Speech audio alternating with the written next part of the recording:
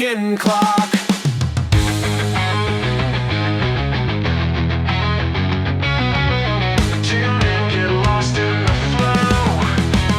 All right, guys. Well, we made it. We made it to episode number 2. Had fun editing the first one. Didn't really know what I was gonna do. I think it came out all right. We'll see if y'all enjoy it, and we see if y'all came back for episode 2. So I figured for this one, let's just go with what I know or what I enjoy talking about, which is music, and we'll see if y'all stay interested enough to hang with me to the very end. I wanted to talk about some interesting aspects. Excuse me, just had breakfast. Oh, sorry about that. I wasn't planning to talk about my breakfast, but man, I've been making the same breakfast now for some time, and I think I finally nailed it. Okay, I wasn't expecting to do this. Okay, here we go. Pork chop and eggs. I know it sounds crazy, but check this out. I wanted to make like a really healthy breakfast that I could eat every day. So, I went through different ingredients, and I tried the potato and egg, and the basis was egg. So I tried egg with a potato, egg with some kind of meat, egg with some kind of vegetable, and then of course egg on tortilla, or egg on the crackers, or egg by themselves. But anyway, this is what ended up working for me, and I love it. I even told my wife and I, man, I can't wait to eat breakfast because it's so good. So I think I nailed it. Maybe y'all may like it, or y'all may not. My wife hates it just because she doesn't like mushrooms. But I started off with mushrooms. About a cup of white mushrooms chopped up, right? So I start with that. A little bit of butter, just so I can get a little bit of fat going there, so that I'm not so hungry throughout the day. And then a meat. Okay, the meat, I went through all of them. I tried ham, I tried turkey, I tried chicken, I tried chorizo. Oh, I should say chorizo. And what I ended up really liking is pork chops. So what I do is I'll sear. I tried bone pork chops and boneless pork chops, but I really dig in the boneless pork chops. So I'll grill like 3 or 4 of them, nice and seared, to where the outside is kind of on the crispy side, but the inside is still juicy. And then I let them rest, and then I run them through the food processor, and I grind it down to right before it gets to like a powder, to it's really, really fine. And then I put it in a Ziploc bag, and you'd have to see it, but I kind of pound out the Ziploc bag real thin, and then we'll have like a metal straw, and I make 9 little squares, and then I freeze it. So every morning I break off a little square of pork chop, So I'd probably say I've never measured it out, but I would imagine it's not very much. It's maybe like a 1/4 cup. So it's not a lot of pork chop, because I make 3 pork chops, and the 3 pork chops will usually last me for 2 weeks worth of breakfast. So it's not very big. It's on the smaller side. Anyway, so I do my mushrooms, grill those up with a little bit of butter, throw in my cut up pork chop, almost like a powder, or if you like Mexican food, it's like almost like machacao. Throw that, a little bit of onion, and then usually I'll throw a whole tomato. I clean it out, get all the seeds out and stuff. Grill it up, and then sometimes 2 eggs, but mainly just 1 egg. Sometimes I want the extra protein, I'll do 2 eggs. 2 eggs, cheese, and then hot sauce. Oh man, I love, there's this Herdez, I guess is the name. Makes like an avocado salsa. Oh my god. It's so good. I literally had to go to their website and look for a bottle larger than what they sold at the store, because what they sold at the store would last me like 4 days or 5 days. So I managed to go to like the website and find that they actually sold a 32-ounce version of it. So that'll last me like almost 2 weeks. So that's my breakfast part. And then I went through the tortilla or eating it like omelet style or whatever. But what I finally came down to was I found this great bread. Oh man, I tried all kinds of breads, but this bread has only 2 grams of sugar per slice. So and it's only 30 calories per slice. So I get 2 slices of bread, and I basically make like 2 open face sandwiches. So it's really low carb. It's low calorie, but I do get some veggies in there, and I do get some protein. And man, I love that breakfast. So anyway, I got off on a huge tangent there, but anyway, that's what I was burping. was my awesome breakfast that I love to have every morning, and that I can't wait to get up and actually eat. Have that every morning. Well, you know, I guess this is becoming a breakfast episode. All right. Well, I'll tell you what I make for my wife, because I like to get her breakfast going too, just so I'm a big fan of consistency, and I feel like when things are consistent, you tend to stay on track.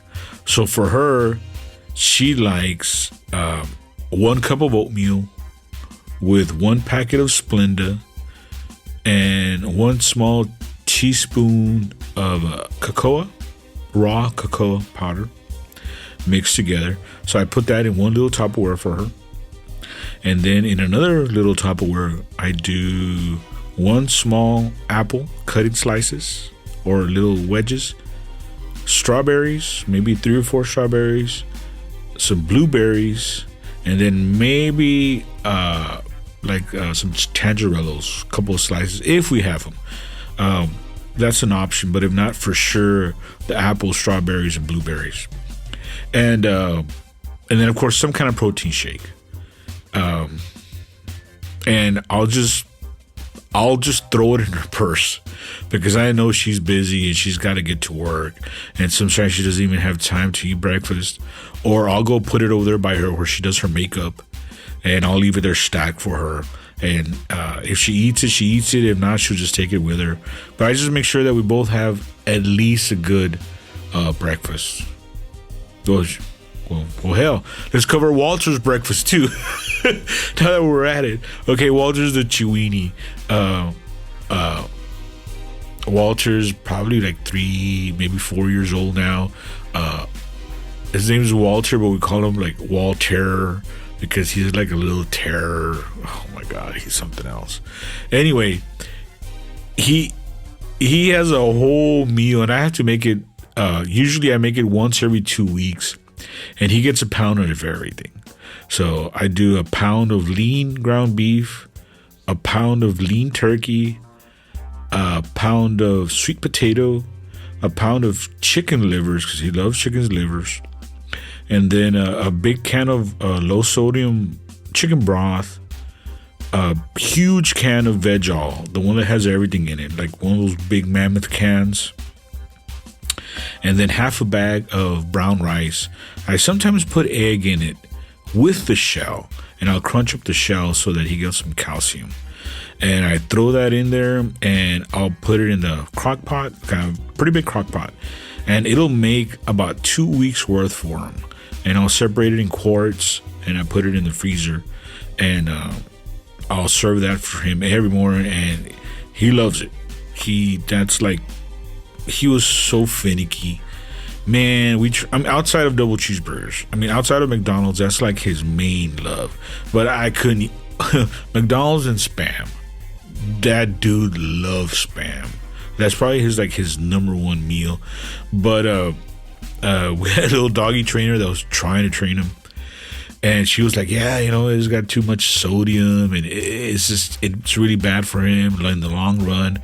So that's when I started kind of looking at some other foods. And she's the one that actually brought some examples of some food that she buys. And I kind of saw what it was made out of. And I kind of saw that Walter was digging it.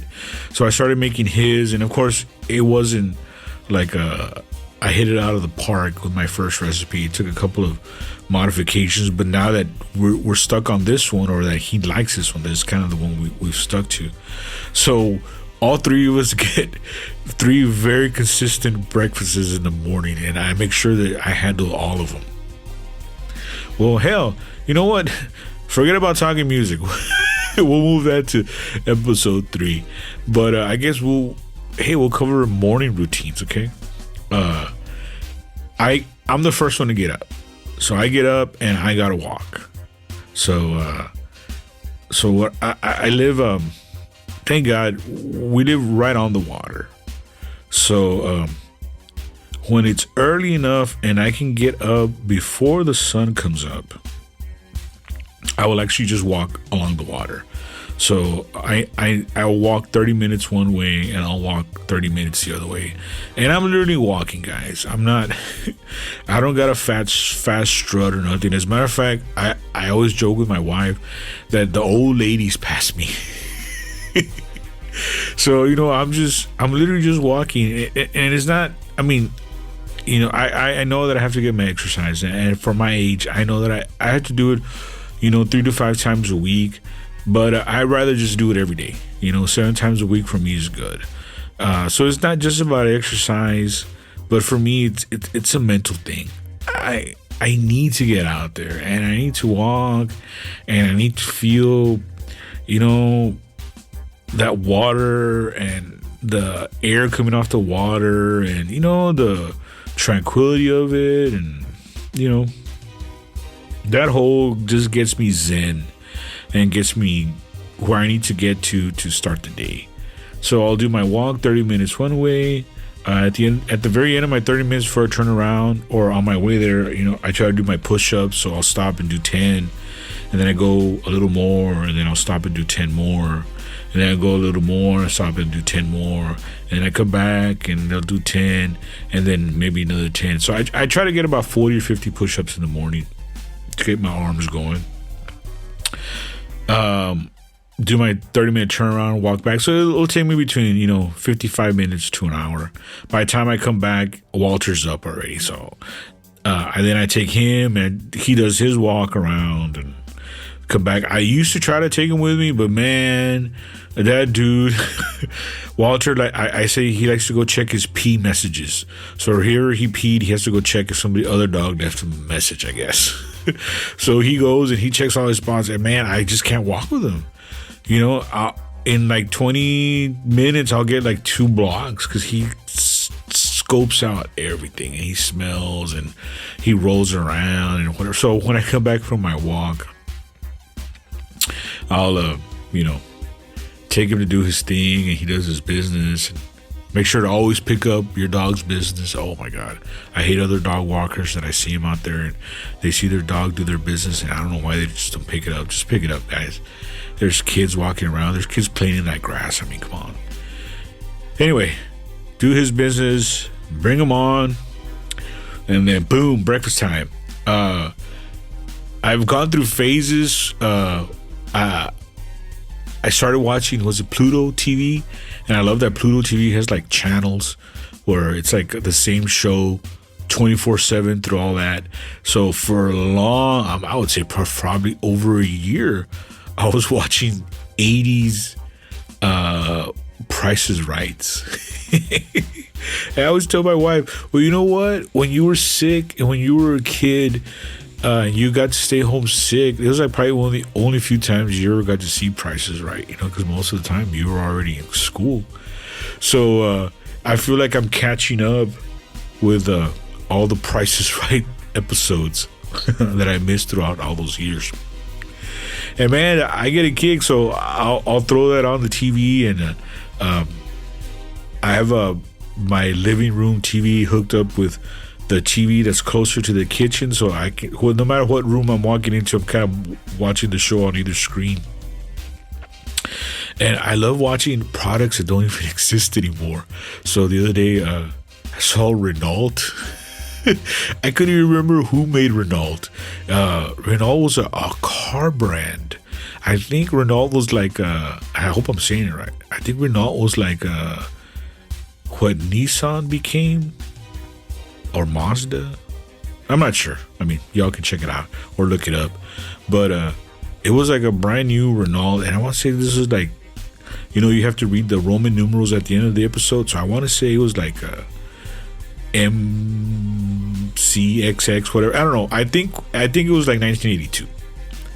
And I think that car brand new went for like $4,000 or $3,000. I mean, it was nothing outrageous. So, and of course, I'm way off on the bidding. They're like, hey, this new turntable or whatever. I'm like, I don't know. What did it go for? $50, $100, or $1,000? Sometimes I'm not even close to what the actual retail price was.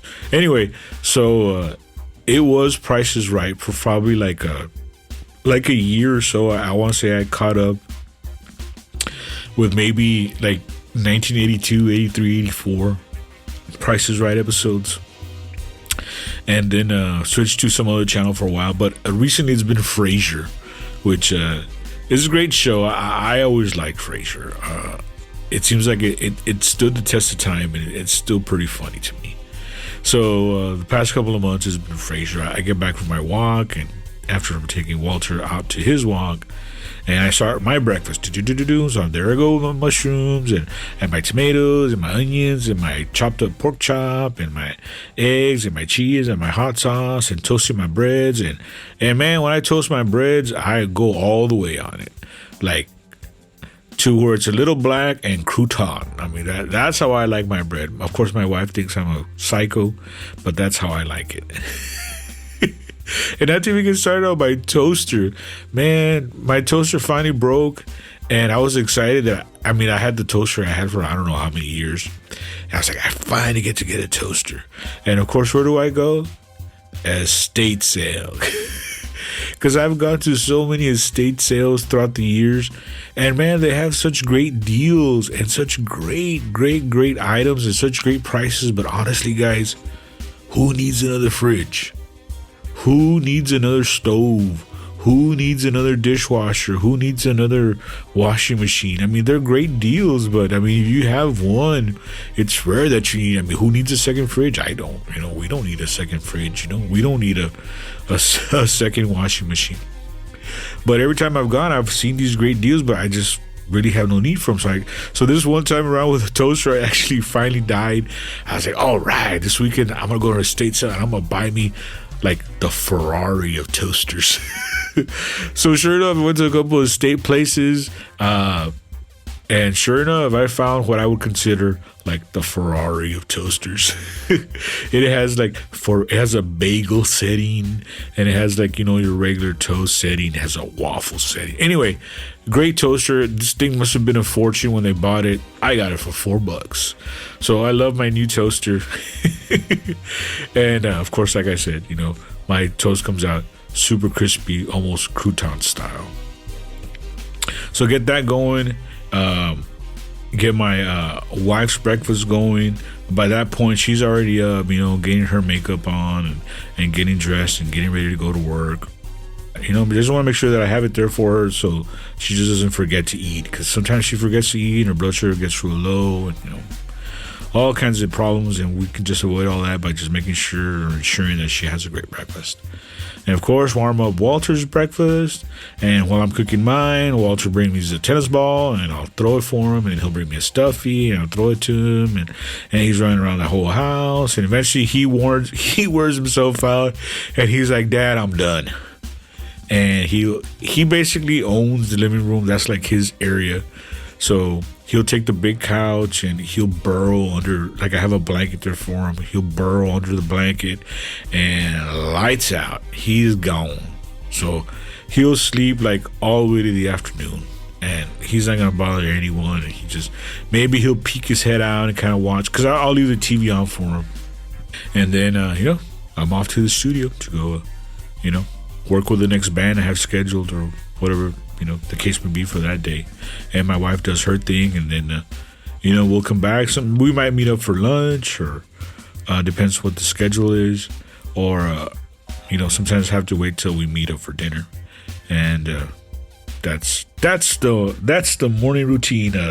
Hope you all didn't get too bored, but oh yeah, and I forgot. Okay, here's the important part of my morning.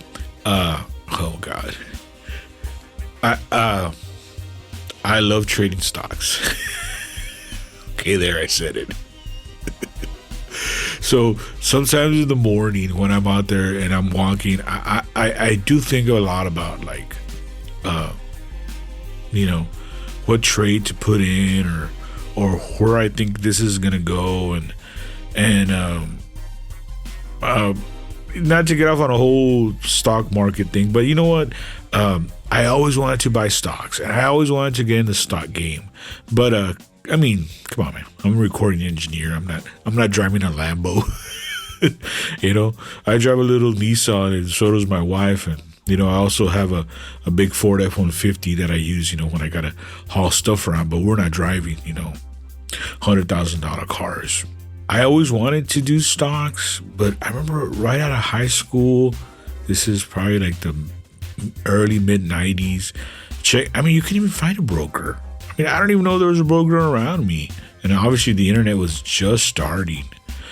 I want to say it wasn't until the 2000s that maybe Wells Fargo or Frost or one of those banks offered like some kind of brokerage program. But I remember it was like ridiculous, like $25,000 to open.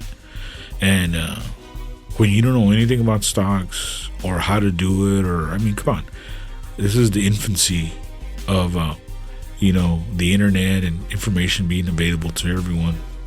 $25,000 was just too much to gamble. So, it just wasn't feasible. But lo and behold, years and years later, almost 2 decades later, I actually caught a Dave Chappelle, comedian, funny dude. Chappelle, Bill Burr. There's a bunch of comedians I enjoy. And of course, obviously, some of the legends, Richard Pryor, even Seinfeld is funny. Of course, Patrice O'Neal, probably my all-time favorite. Man, I can listen to that guy till this day. That's what I was trying to say. Still to this day, man, that guy still has me rolling on the ground. That guy's so funny. Anyway, I caught Dave Chappelle doing some stand-up, and he made some comment. He was like, "Hey, thank you for bringing me out to this Illuminati bake sale." Which I was like, what the hell is he talking about? Well, it turns out that it was for this company named Robinhood. And I was like, I had never even heard of Robinhood. I didn't even know what it was about. But because of that Dave Chappelle stand-up, I looked it up, and hey, it turns out they were a brokerage place. And I was like, oh, okay, man. Well, it must be, tens of thousands of dollars to open up a brokerage account with them. Man, was I blown away when it was zero. Literally zero. Whatever you put in, that was your brokerage money that you could. So anyway, long story short, I threw in a couple $100. Boom, jumped in, and I had no idea what I was doing. I still, to this point, I'm not an expert on it, but I have fun with it. And, started buying some stocks and holding on to them and selling them, and, did a little bit of day trading here and there. Oh, buddy. And then the options world came in. Oh, I can already see some faces out there. Once I saw what options were, and listen, guys, I'm by no means am like a money person, but options are so fun. Oh my God. And they're the devil too. Man, you'll lose so much money so fast. But I want to say, when you're early into this game as far as stocks, you can really make some wealth. What I mean by wealth is you can buy a Netflix or a Hulu, sorry, like a Netflix or like an Apple or a Microsoft or even like a Bitcoin. You could probably have bought it when it was cents, when it was a nickel or 10 cents or 25 cents, and you probably could have bought a couple $100 worth and then sat on it for like 30 years. And that like $1,000 investment or $500 investment now is like 4 million. That's what I mean by wealth. You could have made wealth if you're in the long haul, you know, if you're willing to sit on it for 20, 30 years and, you know, let it of course, you know, you also have to pick the right stock. But I mean, I came into this in my mid 40s, so I'm not in here to make wealth. I'm in here to make money. So what I mean is, you know, I buy, I sell, and I'm taking profit. So there's a whole other side of that. That's I probably wasn't even getting ready to talk about that. But yeah, I love options. Oh my God. They're so much fun. And that's another big part of my day in the morning is while I'm walking is, man, I'm thinking about options. And not to get political at all, because I don't even want to get into that. But when Trump got in, I knew what was going to happen in the market. I knew it. And I did have some excitement for that part of it, because he adds so much instability as far as his little comments that he throws, and his unpredictability is a great moneymaker if you're into stocks. Oh my God. And if you're into options, it's even better. It's so much fun. Anyway, so yeah, I'll think about my trade options, and obviously, you know, I can't be at work monitoring a screen, so I just, you know, I'll usually buy or something, and I kind of will watch it within the next couple of weeks, and I'll set my, you know, stop losses or stop sales or whatever, so I kind of know where my profit is, and I know what I'm looking for. I'm looking for whatever percentage I think I can get out. I get out, and, you know, move on to the next thing. Anyway. So that's the morning routine, you know, and outside of the normal stuff, taking a shower and shaving, which I'm more sure everybody does. And, you know, I sometimes say, or I'll comment to some friends, man, I'd have to have like 100-point checklist just to make sure that I get everything done. I mean, because, I'm bald, so I got to buzz my head. I got to shave. I got to shower. I gotta brush my teeth, clean socks, clean underwear, clean undershirt, clean pants, clean shirt, you know, everything. I mean, that's that part. That's only like 8 or 9 of them. Plus, you know, you got all those other things. Don't forget your wallet. Don't forget your keys. Don't forget your handkerchief. Don't forget your phone. And that's not even up to number 20. I still haven't even left the house, you know. Don't forget to gas up. Don't forget your lunch. Make sure you got your breakfast. Make sure your phone is charged. Make sure she gets to work on time. Make sure that her car has gas. Anyway. Well, I think that might bring us to the end of episode 2. All right, guys. Well, I hope you all had fun listening to me talk about what I do in the morning. But yeah, that's what I do in the morning. It's fun. It enriches me, and I'm not like a life guru or anything like that. But guys, if you find a routine that works for you, man, I totally encourage you do it. For real, it keeps me going, and obviously, you know, how can I put this? I'm excited for tomorrow, you know, and I'd love for you all to be excited for tomorrow. You know, I love waking up early, you know, I love getting up, and I love going outside and, you know, getting fresh air and getting the sun and getting my thoughts in order. And another thing I need to touch on is prayer. I pray every morning, you know, and I give thanks, and I say, hey, God, you know, even the bad stuff, thank you. I'm sure I'm going to learn something from it, and obviously thanks for all the great stuff. And, I don't leave my side. I always say that, God, don't leave my side. I'm not smart enough or strong enough to do this by myself, walk with me, you don't have to live my life for me, but like stay close to me, because I'm not that strong, and I do need God in my life. He's gotten me this far, and maybe some of you are not religious people, and I don't even consider myself a religious person, but I do consider myself a God person. I know God's with me, and I know God's with my family, and if He's not in your life, then hey, I'm not saying He's for everyone, but I encourage you to try Him out. Anyway, so I do my prayers, and I get out there and find a routine, guys. Something that helps you out, something that helps you get to tomorrow. And believe it or not, I even love Mondays. I joke about it, and sometimes being away from work for just the weekend, I cannot wait for Monday. And of course, there's no stock trading on the weekends either. So I do love Monday, and I can't wait for the week to start, and I want y'all to have that excitement in your life too, and I hope that you all find that excitement and that get a routine going, And of course, I didn't even talk about this stuff, but get your plan B's going too. Hey, when it's raining, I hit the treadmill. Gotta get the exercise going sometimes, no matter what.